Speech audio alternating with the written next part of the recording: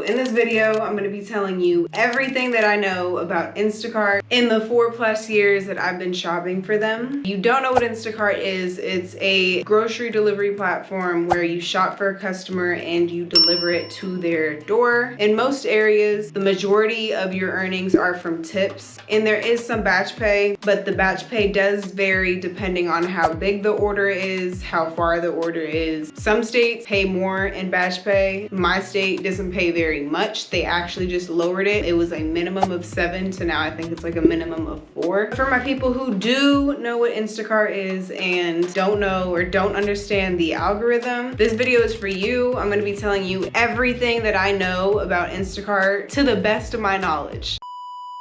A while ago, they changed it to now there is tiers. So now you have gold cart, platinum cart, and diamond cart. So these are pretty much tiers based on how many orders you've completed in a certain amount of time. So they give you 3 months to get to diamond cart, which is the highest tier. And they say they give you priority access over the batches that you see. For example, if you're diamond cart, you'll see better paying orders and more orders than someone who is gold cart. Now, let me explain how the algorithm works. Let's say there's 2 new shoppers and they both started at the same time. The diamond cart who started a year ago will probably see better orders than the gold or platinum shopper who started a year ago. But that's not always true when it comes to gold shoppers or platinum shoppers seeing what diamond shoppers see. So let's say you have a gold or platinum shopper who's been shopping for 5 years in the same area, and you are diamond and you started shopping a year ago. They may see better orders because they've had experiences with customers in that area before, and you haven't because you're new. I can't say this definitively because it doesn't say it anywhere on the app. The longer you've been shopping, especially the longer you've been shopping in a certain area, the better orders you will see. I feel, and I'm saying this because it doesn't say this anywhere on the app, that you see better orders no matter what your tier is.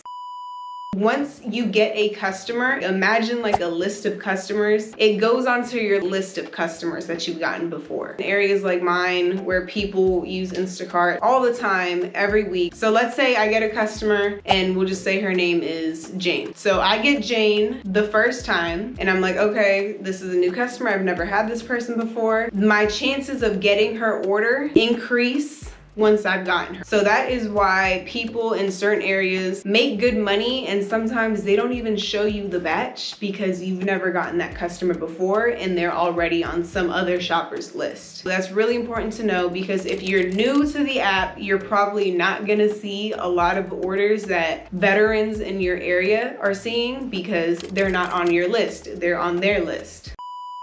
So 3 to 4 years ago, when I first started, you saw orders from pretty much anywhere between like a 50-mile radius of where you are. I miss those days because now they have something called proximity. Proximity is basically you have to be in the parking lot of the store that you want to shop at to see orders from that store, or at least to see the good orders from that store. Let's say you're 3 miles down the road and there is a shopper at the store. That shopper will probably see that order first, and then after like a couple seconds or a minute or two, it'll pop up on your phone because you were farther down the road. Back to getting a customer and putting them on, I say they put it on your list because I feel like they have your name and then a list of customers that you've gotten throughout the time that you've been shopping, and I feel like they show you those same customers over and over and over again. Let's say you got a new customer and they tipped like 40 bucks. That's a very good tip. And you did a good job on their shopping. You communicated with them. They're like, oh my gosh, I like this shopper so much. And they give you a 5-star rating. They're probably going to put that customer on your list. You're probably going to see that customer in a later date. So let's say they order again next week. They're going to be like, oh, this customer liked this shopper. Let's show this shopper their order. If you're on an order and that customer comes out, it'll probably go to the next best shopper available for that customer. That's what I've picked up on with Instacart. They prioritize how long you've been shopping and how the customer rates you. Those are like the 2 most important factors in getting batches.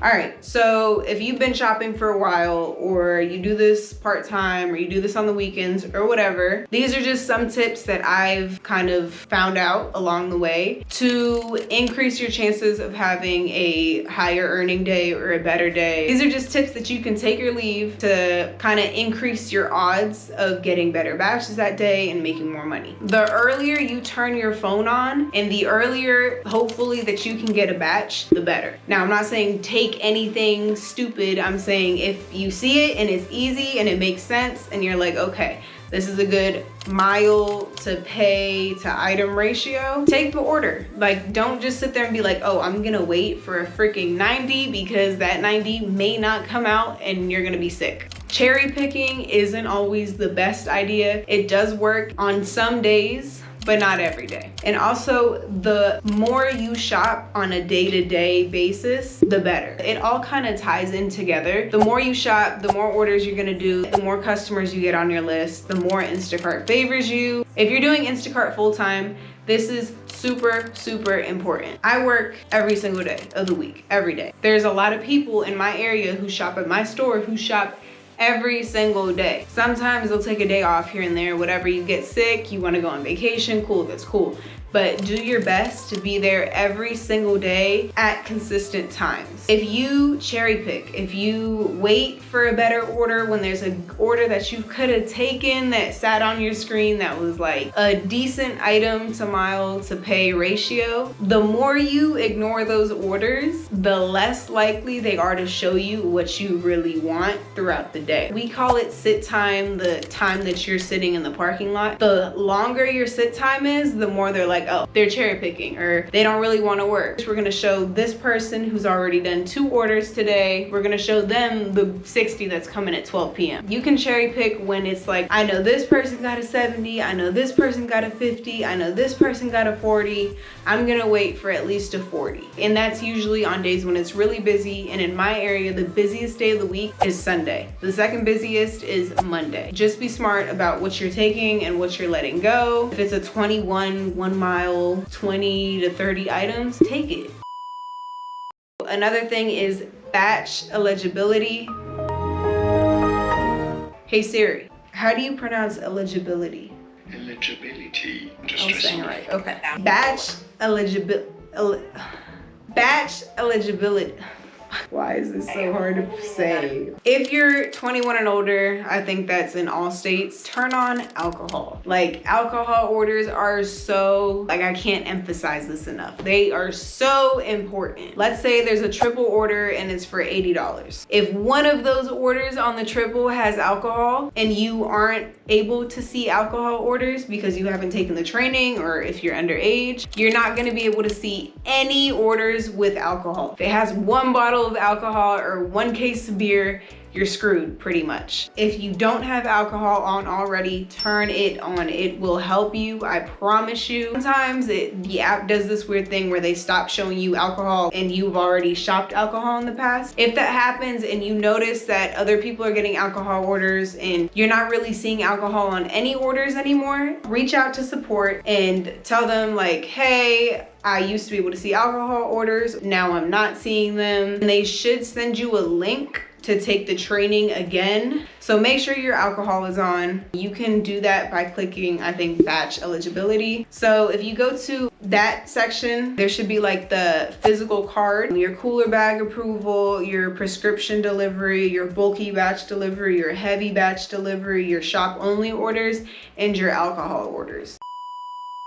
Ratings is something I get asked about a lot. I feel like back in the day, they mattered a lot more than they matter now. I feel like there's a lot of different things that matter now. Location, how long you've been shopping, what orders you've gotten in the past. As far as ratings go, I think it's more important the customer rates you well, you'll see them again. 5-star versus a 4.9, I don't really think that matters anymore. I don't really think the rating number really matters unless you fall below like a 4.7. Then I think that does affect how you see batches because It'll take you off of diamond cart status. Like, make sure their produce is at least decent looking. If you don't want to sit there and look at the whole thing, cool. But like, it's not bruised, it's not leaking. Make sure the way you bag your bags is like logical. I don't let cashiers bag my bags anymore unless I know them and I know that they bag decently. Some people throw milk and eggs and bread in the same bag, and that's horrible. Don't do that. Never, never, never put soft stuff with heavy things.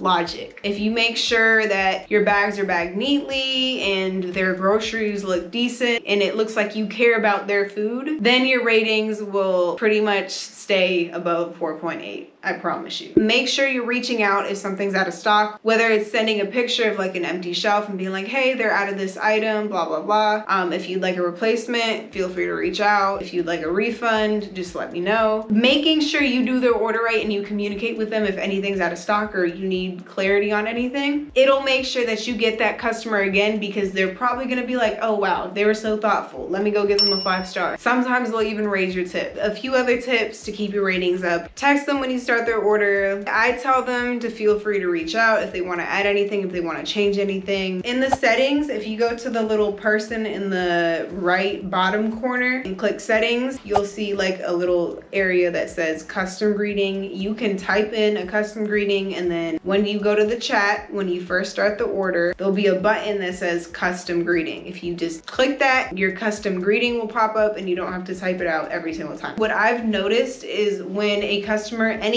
gives you a 5-star, they tend to like reward you with like a easy order, a good order, or whatever comes out next.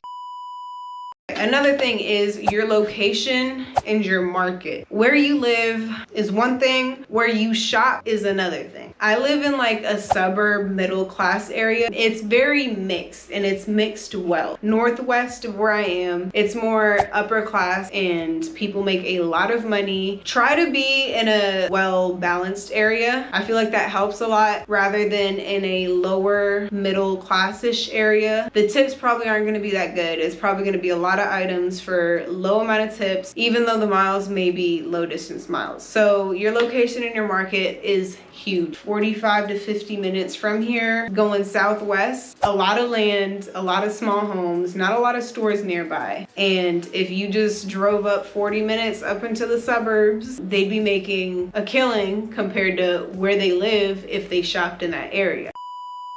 Another thing is bots. I personally really hate bots. There are people who use bots in certain areas. There are a lot more people who use bots than in other areas. Bots are just super unfair because you have no chance of getting an order against a bot. If you shop mainly at one store, I feel like it's really important to know the people at your store who you see every single day. At my store, everybody kind of knows each other. We know the regulars, and then when somebody shows up with like 2 phones, we're like, nah, fam, go take that somewhere else. Don't bring that over here. I went to New York. The bots were crazy. So certain areas have more bots than others. If you know who shops at your store regularly, you can kind of gauge like how the day's going. We all know each other. As soon as someone walks out the car, we're like, what'd you get? And they'll be like, oh, 70. Somebody else walks out like, oh, what'd you get? 50. So now I'm like, okay, so today's kind of a good day. Kind of gives you a sense of how your area is. Instacart does not show the same batches to every single person. The way it was before, 3 years ago when I started, they showed everybody the same order. It was first come, first serve.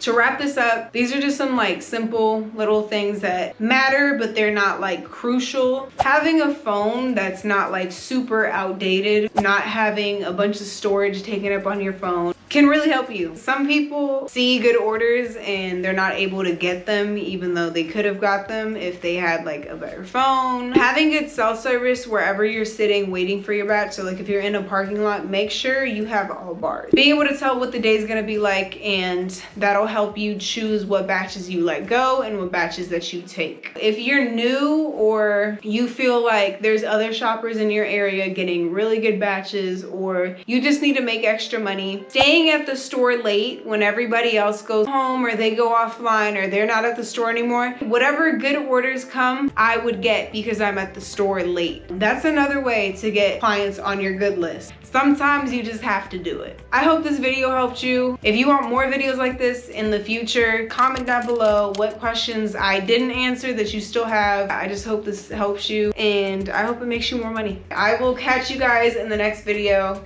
Bye.